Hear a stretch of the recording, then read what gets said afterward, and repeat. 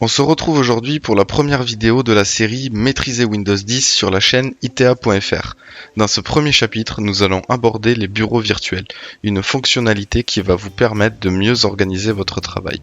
Vous allez pouvoir ouvrir plusieurs applications dans différents bureaux virtuels.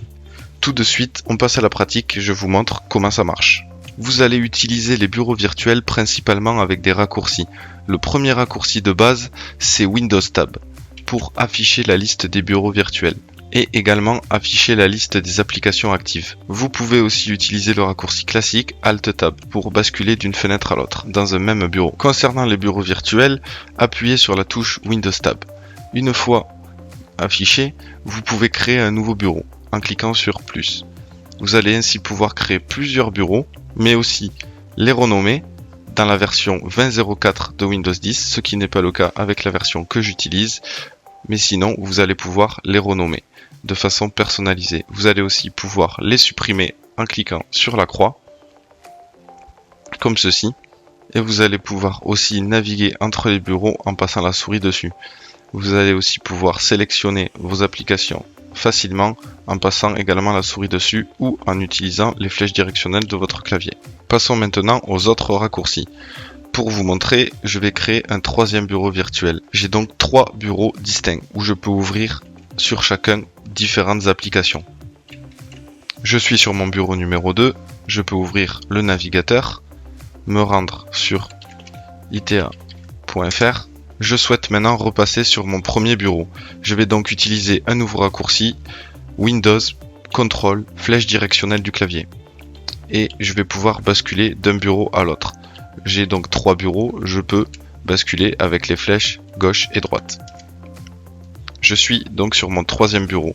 Ce bureau est inutilisé, je veux donc le supprimer. Nouveau raccourci, Windows, CTRL, F4. Je supprime mon bureau virtuel. Je peux rafficher la liste des bureaux virtuels avec Windows Tab, je vous le rappelle. Et je vois bien qu'il me reste que 2 bureaux.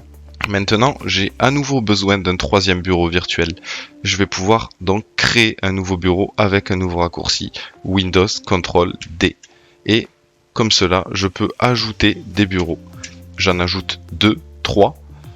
Windows Tab. Je visualise tous mes bureaux ouverts.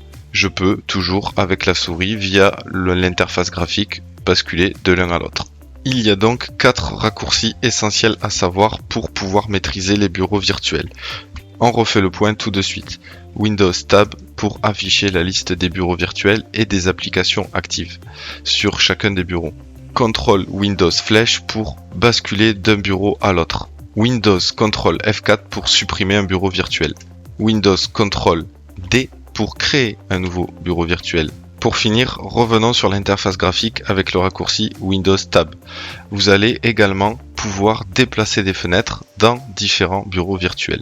Vous allez donc pouvoir vous créer des espaces de travail personnalisés avec différentes applications dans différents bureaux. C'est une nouvelle façon de travailler, une nouvelle façon d'organiser votre travail. Autre petit point bon à savoir, si vous quittez un bureau virtuel, les applications que vous avez laissées ouvertes sur celui-ci ne se ferment pas. Vous n'allez pas perdre votre travail non enregistré.